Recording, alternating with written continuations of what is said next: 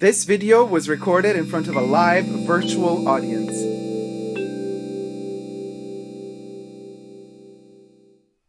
Hello everybody, Dacob here. Welcome back to the Fashion Bunker. Today we're going to be reviewing my favorite Chanel show ever, Fall Winter 1992, Pret-à-Porter. Just, what can I say? Well, we're going to get to it. Before we review it, before we get to the video and the talking and the energy that is part of that collection, if you like my content but haven't already, consider subscribing today to my YouTube channel. You can also push the join button next to the subscription button. Become a member today. By becoming a member, you gain access to extra perks. You can also join me on Patreon, superdacob all spelled together there as well, to gain access to extra perks there as well. Thank you to all the members and patrons who have already pledged. And also thank you to my co-chatters and co-reviewers of the fashion show, because this video is being filmed live in front of a virtual audience. So I have my chat to the side, and we shall be reviewing this video together. Don't forget to thumb up this video as well and let the YouTube algorithm know that what we're doing here is good. Also, quick note on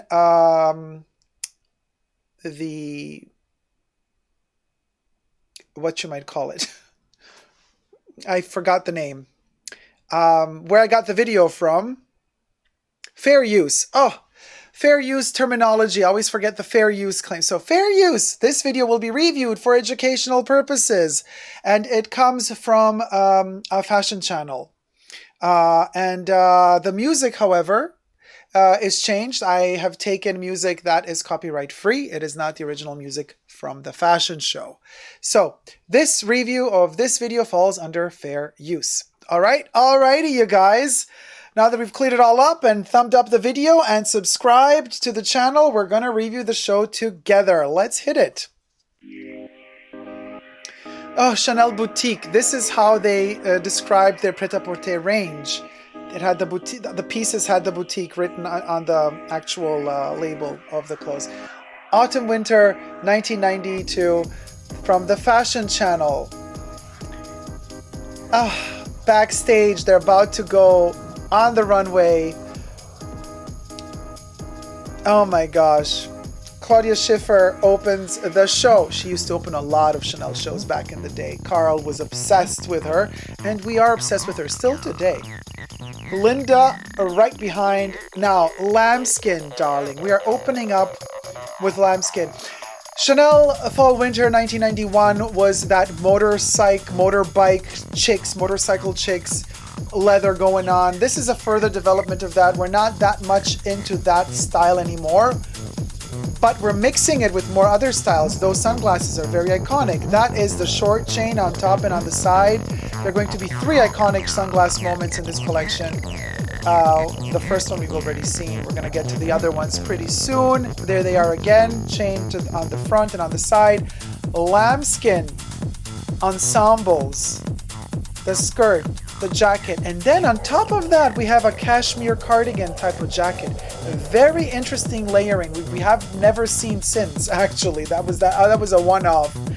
Reds and blacks. Now this is just hinting at what we're going to see soon in the collection in terms of red tone. A specific red hue typical to Chanel of the 90s. Very rare to use. You barely see it nowadays. Helena Christensen with one of the biggest beauty cases Chanel has to offer in patent leather. They don't make them that gorgeous nowadays. Nowadays we just have the mini joke things, which are just, they look terrible. They don't have a structure either. Anyway, so here we have Eva Herzigova, and why is my chair up? Down. Now, okay, so this is again hinting at, we're going to have overall reds. Look at the accessories, okay? We have the Byzantine, the epitome of Byzance. Oh, look at the glasses. Here we go. We have them here. Now, this is another iconic piece, the chain sunglasses with the hanging chain. So you can actually wear these around your neck as a necklace, or you wear them and then you let the chain hang like Edina Monsoon did in Absolutely Fabulous TV show, or you could wear them on top of your hat, which is going to happen soon in the fashion show as well. Purple hues, lilac hues, red hues, black hues, white hues, and the most gorgeous brown hues we're going to see in this show as well. Now you can see back in the day, big bags were a thing. Now we try to minimize, the bags become smaller and smaller and smaller these days. Back in the day, you could literally carry a weekender bag. There's the glasses again, chains worn as a necklace.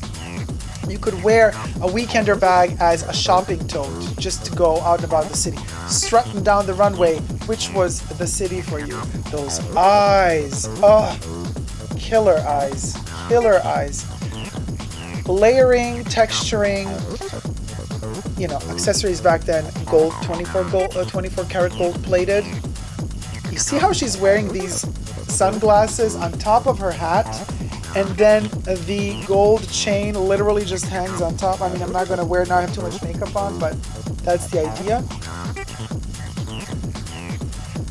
Accessories, costume jewelry, it was at its uttermost highest height back then. Okay, Chanel never topped itself since, right? So what we see in terms of costume jewelry here, and that Bison's influence and the gold tone influences, it's something that you will never see again at Chanel. They're never going to go there again. They've went there in that period of time, and everything else after that moment has been kind of copying itself. And I'm fine with a re-edition of the brooches in particular from that era. Chanel does the re-editions from time to time, slightly different colors. But innovation, pushing it further from where it was back then, it's impossible. It doesn't get any better than this. It just does not get any better than this.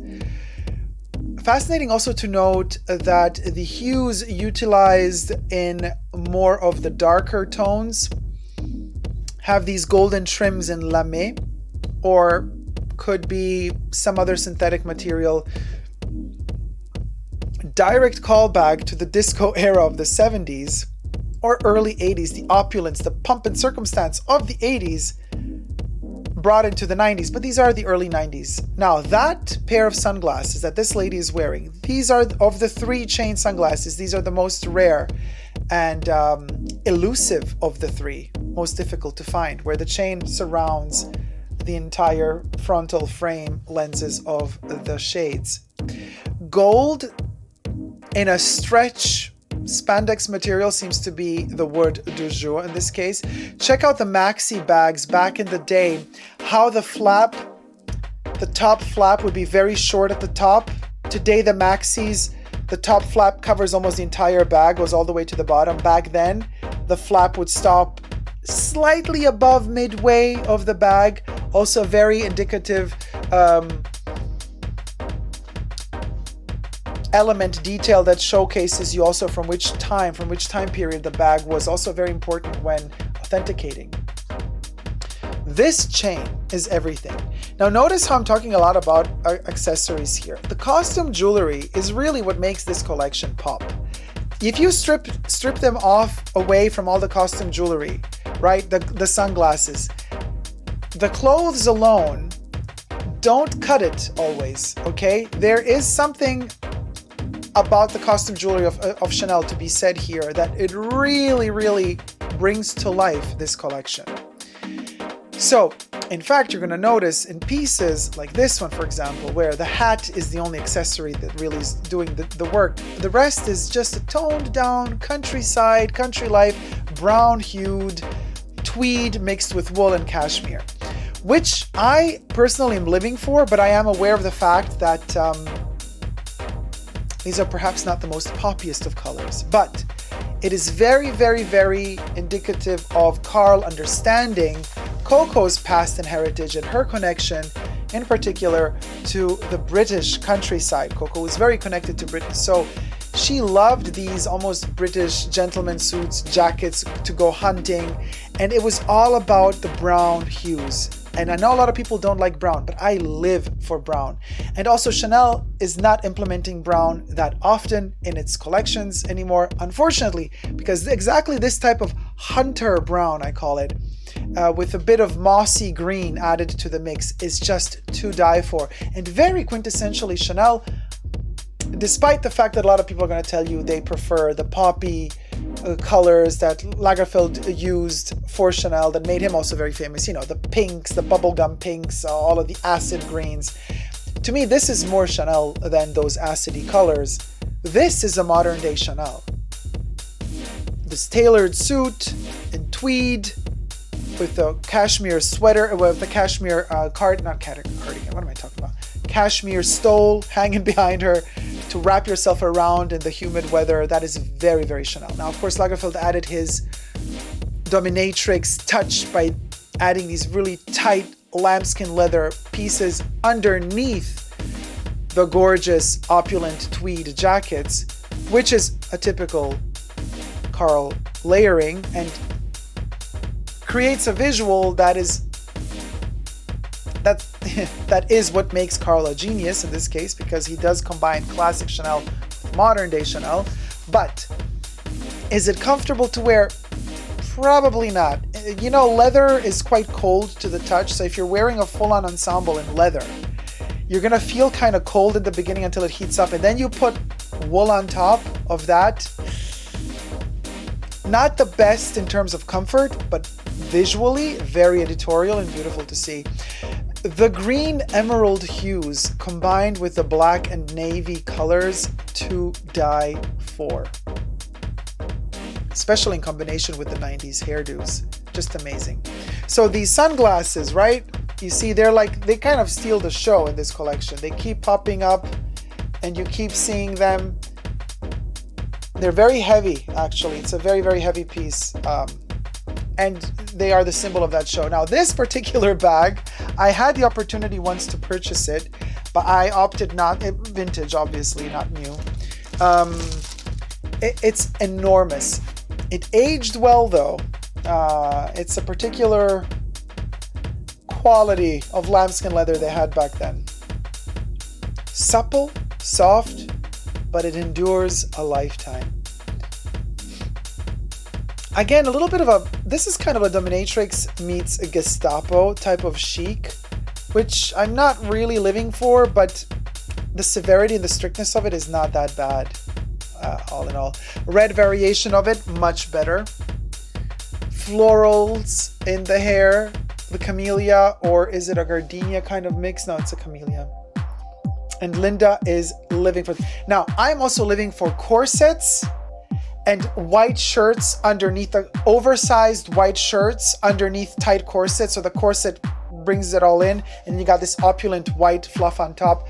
Classic for the 90s, living for it. Every brand that tackled in that style, timeless, effortless. I love it still to this day. I love that concept. This is one of, you know, nowadays when you see a fall winter collection, you know, with climate change, weather has shifted in many ways. You don't really, fall winter collections don't have such a dedicated fall winter wardrobe like they used to have back then. This is a very specifically tailored winter collection, which you don't see nowadays. Nowadays, winter collections are a blend of summer and winter. This, it feels like a cozy winter with a lot of heavy, chunky costume jewelry added that makes your life uncomfortable again. Those crosses, though, everything. This is very Coco with the sautoir necklace. Is this Chanel? The cross is, but it's a very austere look. It's something that Armani could have made. So, I mean, you know, oh my God, the costume jewelry. This necklace is everything. The pearl necklace here, the sautoir, amazing. Also everything, very Coco. Glass pearls, obviously. Although some Chanel costume jewelry is also made out of crushed real pearls as well as cultivated Sweetwater pearls. But most of the time it's glass pearls or resin. Loving the fact that the models are of different ethnicities. Could have been even more mixed than it was, but we're already seeing an evolution in the 90s in terms of opening up the spectrum of models. Not as open, you know, today we're working more at it than than we used to in the past, but nevertheless, I still feel like the models back then looked healthier than a lot of the models look today. You know, the models back then, yes, they were skinny, but their bodies do look healthy and vibrant. Nowadays, a lot of models just look really unhealthy.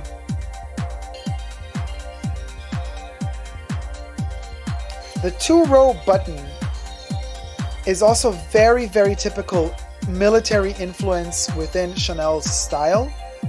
And I like how Lagerfeld translates that into the 90s. Oversized chain, belts, cuffs, earrings, bracelets. There's also chains on some shoes. It weighs you down to a point where, like, what can you do? But it's the style of Chanel in the 90s. The heavier, the better. This necklace alone weighs a ton. Could you imagine? It looks amazing though. It peps up that entire blend of wool and velvet. The brooch is, again, everything. This is very Dolce & Gabbana, much more than Chanel. But the flowers and that brooch is what makes it a Chanel. One little detail element like that is enough to transform the whole piece into a Chanel piece. Evening dresses, you know, we could debate whether or not this is Chanel-esque enough. It's borderline. It does, again, you know, it's the details, it's the accessories and details that make it into what it is. But on their own, these pieces are gorgeous. If you have the right body to pull them off, you look really beautiful in them. So I love these pieces, even though, albeit perhaps they are not quintessentially Chanel, some of these evening dresses.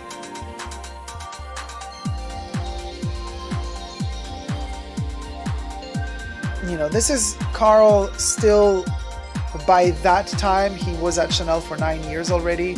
This is still him testing the grounds, pushing boundaries, still falling into place, feeling comfortable at the Maison, you know, because it's not immediate, even though he had many successes already by then. Becoming the sacred monster that he is, you know, fashion, it took time. And we still feel the process of evolution of Karl Lagerfeld's linguistic style, aesthetic style within Chanel in this collection. And it is a very interesting transitional collection. This is the lady, by the way, that designed the costume jewelry for Chanel back in the day. So you are my queen, because the costume jewelry made under your direction at Chanel, to die for. To die for.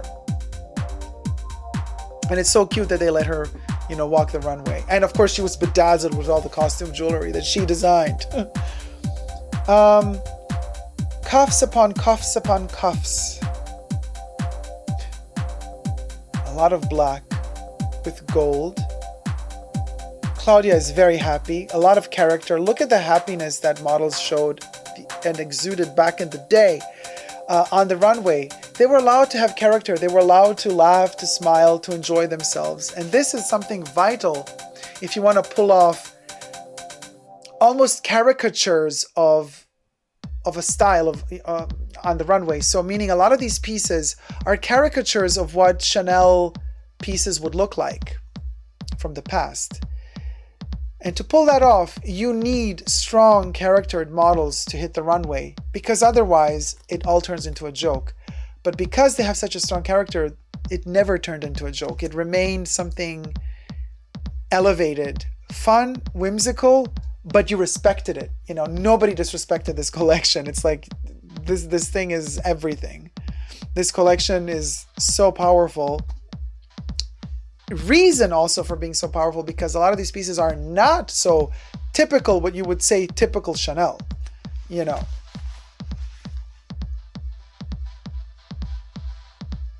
So, you know, the pieces, all the costume jewelry that the little lady that walked the runway, Victoire de Castellane, that she made, those pieces still today are quintessentially Chanel, and still today go for a pretty penny if you manage to hunt them down, because they were impeccable quality. And the Byzantine style is just you know, Chanel as a brand never surpassed itself in terms of Victoire de Castellan's designs for costume jewelry.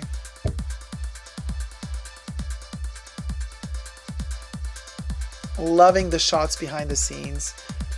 Oh, those sunglasses. Okay, those rares. Oh, I'm still hunting those down.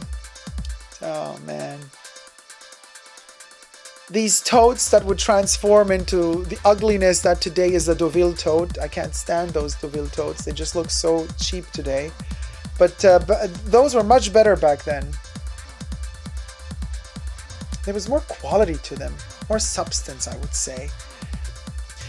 Layering and adding the chains, you know, layering the white with the black and then having the chain with intertwined leather or gros grain. Very fascinating.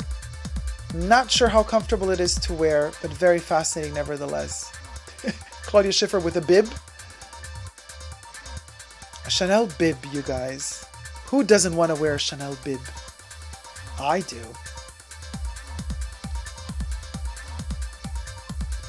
Even though the length here is not that long of this dress ensemble, it still flows so well. And I think it flows so well because they did bead it right, so it has a certain heft, and it kind of it looks very dry. It's a dry crêpe de chine or some sort of silk material, but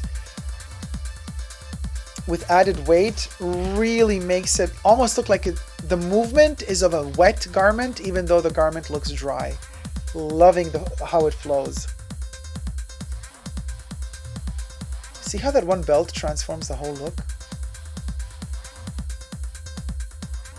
It's beyond opulence, obviously. Now here is another experimental moment. You can see how Karl just like jumps from here to there. There's not really cohesion. Doesn't matter, doesn't have to be really. Because at the end of the day, imagine a fashion house giving you the freedom to go for it and really experiment. And within the entire collection, creating miniature little capsules that within themselves represent a little tiny bubble of reality, also connected to the brand, but not necessarily to the whole picture. Very, very fascinating. Because it also offers many opportunities to merchandise the products ultimately in the boutiques once they do hit the boutiques. Here we are moving on to the red portion of the collection. Now this particular shade of red is the famous Chanel red from the 90s that I live for. Unfortunately, they almost you see it has an orange hue. It's a very warm red. And Chanel doesn't do it almost ever these days, but it is a wonderful shade of red. It's a classic 90s Chanel red. If you find a Chanel bag in this color, buy it because they're worth every penny. Here he combines different hues of red. There's a little bit, a hint of burgundy there as well. Talk about a beauty case. What you got in there? The decapitated head of your ex-lover? Bedazzled in Victoire de Castellan costume jewelry by Chanel. Oh, the drapery of it all. Drizzling in diamantes, darling. Again, here it is the bags, the costume jewelry, and the accessories that turn it into a Chanel piece. Because otherwise, you wouldn't know it was a Chanel. And of course, the matelassé quilted jackets, all of that is very Chanel. But if we're going to do, you know, the red portion of this collection is amazing. It's like we have the devil witch arrived and took over the runway, and they're all walking out of this. Oh my God, those crosses are everything, and the necklaces, the sautoirs, the belts. And they all go out at the same time and all dressed in red, like a flame, like a fire, you know, from the infernal flames have come to the stage, and all of the sinners are rocking the runway at Chanel Fall Winter 1992. Loving the contrast. We got hints of red at the beginning of the show, then we got all those black hues, then we got the warm, grounded, the earthy tones, the greens and the browns, and then like the fires from hell come out. And these flames are the most delicious flames hell had ever had to offer. I mean, the leather of it all. The lambskin leather of it all. More is more, and I don't have enough of it. That's all I'm saying. You see the contrast in materials. He's giving us cashmere. He's giving us gros gras. He's giving us satin. He's giving us wool. He's giving us silk. He's giving us cottons. He's giving us leathers. And he's layering and texturing all of that at the same time. And then feathers on top of it all. I mean, and metals. It is such a clash of so many things. But seen together, it all works. It all works because he embraces the chaos of it all. And the only unifying factor is the color, red.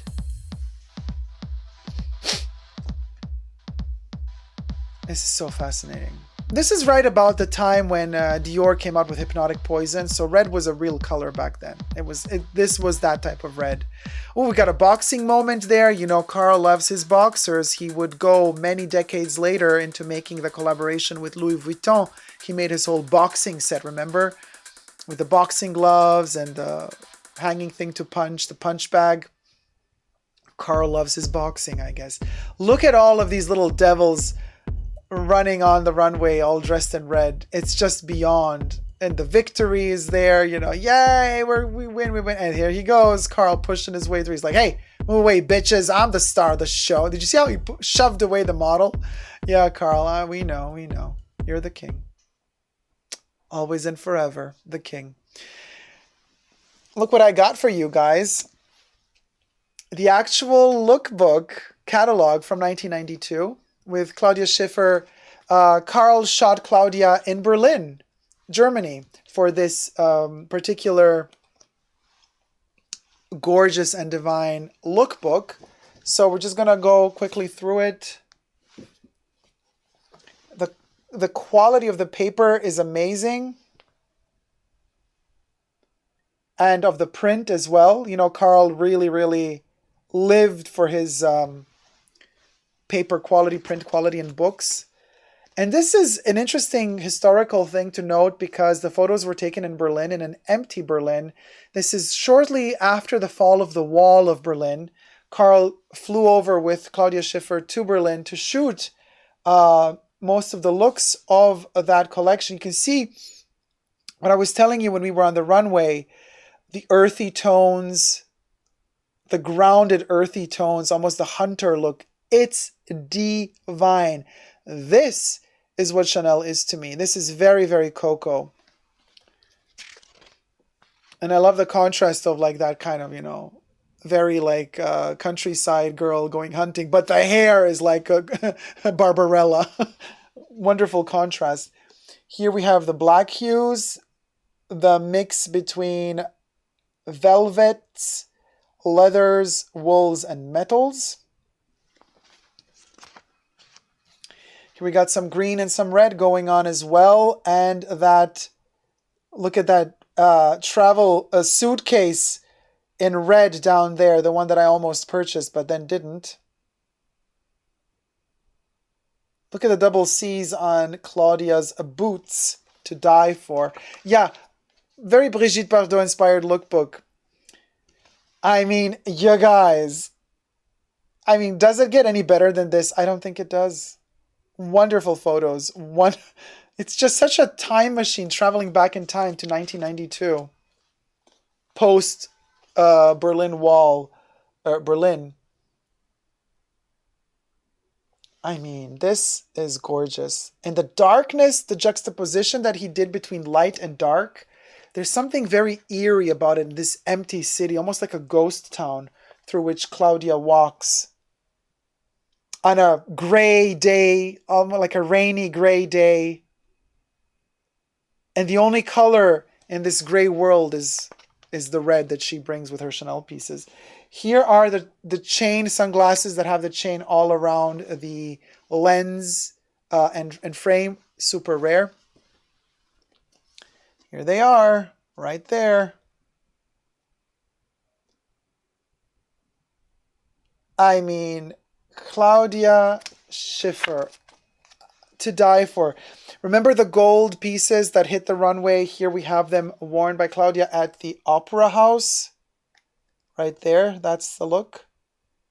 And some evening dresses going on as well to go to the opera. And then we got some gorgeous red hues again. This is the 90s Chanel red that I live for.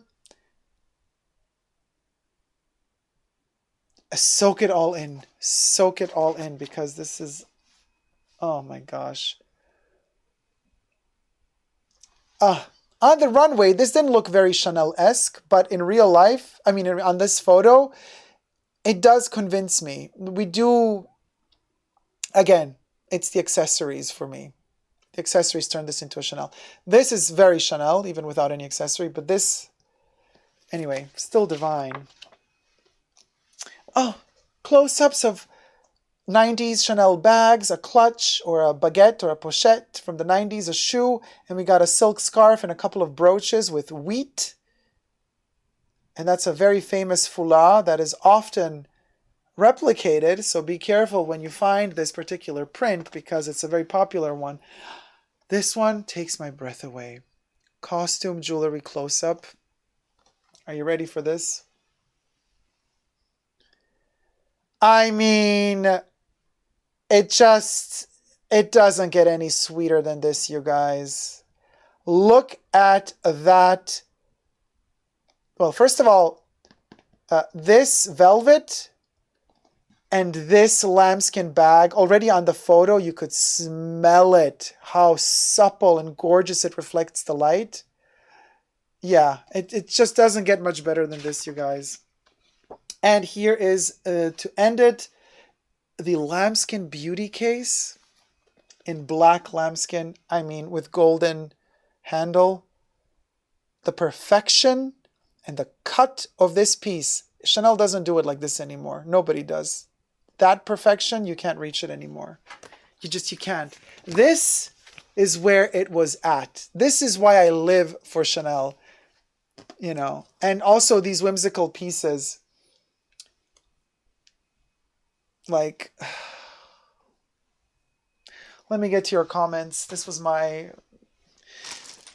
fangirl moment. Oh my god, the black beauty case is gorge, says Jesus. CC Spy says, I screamed. I know, the costume jewelry is to die for. Karl Lagerfeld was deeply depressed back then, but it got better again after 2005. Jam says, yes, that beauty case is gorge. Wow. Jam says, Chanel started going down the hill in the 2000s, I feel. The French and their obsession with Bardot and the Birkin, says Kevy. MK says, back then, Karl Lagerfeld had less of this untouchable diva emperor's attitude he adopted a decade later. You could see his deep down, very shy persona. Antigone says, Bardot mixed with some sadomaso. Oh, just a hint of it. The TV tower in the background, says Jesus. Yes, I know. They shot it in Berlin. Come on, Brandenburger Tor, says Jesus. I need some 90s Chanel glam right now, says Antigone. It's the best. It's the best. I wear my old bottle from 2012. The new one is aging, says Jesus.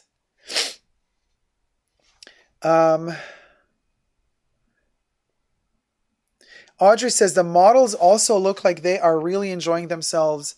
MK says, nowadays Chanel's red shade is closer to Huile or clay color, red with shades of orange.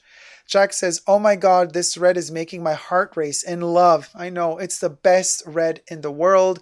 Never made a better red since then. This red might come back again. May Virginie hear you again, Dacob, says MK. Virginie, bring that red back, girl. Yesterday. Jesus says, they replaced Naomi with Tyra Banks for this one. MK says, this black light dress on a white t-shirt, such a big trend at that time. I know, it's delicious, isn't it? Delicious. Oh yeah, MK says, Victoire de Castellon, I love her Dior fine jewelry design, so whimsical. I love what she did at Dior as well. Those black dresses are very reminiscent of Isadina Laya. Says MK, and also MK says 1990s Chanel equals 1990s Gianni Versace equals 1990s Moschino. It is sometimes hard to tell the difference. Those three brands obviously followed the same cahier de tendance back then. Jam says, Tyra Banks, not a fan of her. Olfactive says, and the models were smiling, wink, wink. I know. Antigone says, love this throwback. That necklace hitting her knees is lovely, says Jack Dean. I had a big chunky cross necklace in the 90s, says Olfactive. Gurcharan says, the emerald green hit different. Jam says, Dacob, you should have bought that red bag. It's a huge thing. I would never use it. Living for the dominatrix leather vibe, says Mr. Philip. Fabulous. Loving the leather, says Kira. Stanislava says, Eva Hercegova, she's our national beauty in the Czech Republic. Loving the show. MK says, the Hunter Brown may come back in a future fall collection. May Virginie hear you, Dacob, again. Aisha says, the jewels are fabulous. 1990s maxi flap looked more like a briefcase. Claudia really is a living doll, so beautiful, and she gets prettier and prettier with age. Laura says, oh my, those sunglasses. Yes, queen, look at them. Look at them in all their beautiful, absolutely fabulous glory. They're so heavy though. Oh my god, they're so amazing. Oh, they're like, and this acetate. It's like candy. You want to bite into it, like glossy candy. Jack says, patent leather and red is divine. Factor says, was it a whip? The beauty cases. Oh my god, everybody's in love. A loot of leather. I'm surprised. PETA is quaking. 90s models were the best.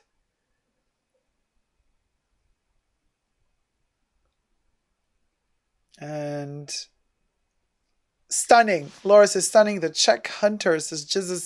Letty says, this show, the supermodels, the clothes, and the jewelry go into my fashion hall of fame to die for. I miss the 90s. Yeah, so do I. Beautiful. I'm speechless. Truly amazing show, says Mr. Philip Fabulous. I'm telling you guys, thank you so much for co-reviewing it with me. I'm telling you, this is what dreams are made of. This is what makes me love Chanel over and over and over and over again.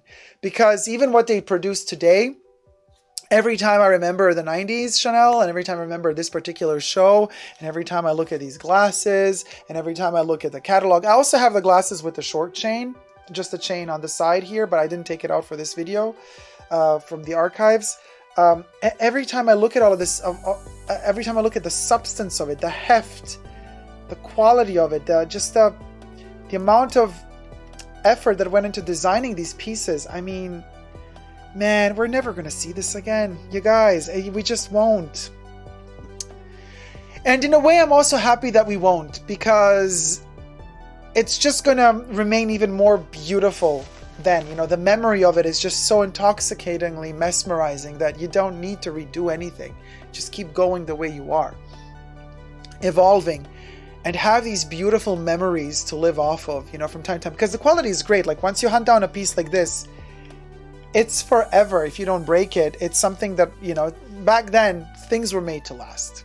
Let's just put it that way. Unlike most of the things today that are not made to last. But one thing that's made to last is the Fashion Bunker. So thumb up this video if you've enjoyed it, and subscribe to my channel now if you haven't already. And push the join button next to the subscription button and become a member today. Also join me on Patreon, superdacob all spelled together. Become a patron today and gain access to extra perks. Members and patrons are listed here on the sidebar as co-producers of the Fashion Bunker in the end credits, like in every fabulous movie ending. Also, thank you to all my super chatters who have sent the super chat during this live stream. Your names are also listed here. What else do I want to say? You know, if I could get a time machine to fly back to 1992, well, actually 1991, no, 1992, to see this show, I would do it. I would fly back in time. I would soak it all in, because, you know, it's like a 30-minute show. Once it's over, it's over. But for those 30 minutes, I would make that effort to fly back in time to try to get a ticket to get into that show, to to see it, to soak it all in. It was tighter, closer, not closer. It was more of a tight circuit. You know, they didn't have the big shows at the Grand Palais. Everything was tighter. Everything was more small, minuscule, sweatier, if you want, you know. But I had the feeling it had more character and zest because it was all smaller, because it all felt a little bit more perhaps improvised in many ways. It had that charm, that modesty, that humbleness that a lot of these huge brands, huge luxury brands that have become so huge nowadays have lost. They've lost that humble charm that they used to have. Remember, Coco Chanel's fashion shows, when she was still alive, they were held at Rue Cambon on the first, second floor, and tight little space for the selected guests.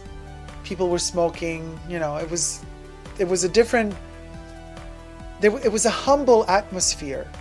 Yes, the clothes, the most famous clothes from the most famous fashions of the entire world were shown there in that atelier, or in those ateliers in Paris back then. But everything was humble. The models would come out with numbers in their hands, just showing the number, like, okay, you want this dress, this is number 5, or what have you. And people would meet up after the show all together to congratulate Coco. It was a very humble time, even though it was luxury. But I do believe that true luxury is also humble. And that's why I'm not a big fan of all of this over-the-top exploitation of the concept of luxury as something crazy and unattainable, because that's not what it's all about. As Coco Chanel herself used to say, the best things in life are always free. It's the second best that are very expensive. Thank you guys so much for watching. Until next time, never forget to never give up on love. And before I leave you, one more thing Coco said. Remember this, you guys. Luxury is not the opposite of poverty. Luxury is the opposite of vulgarity. Until next time, see you all soon. Bye.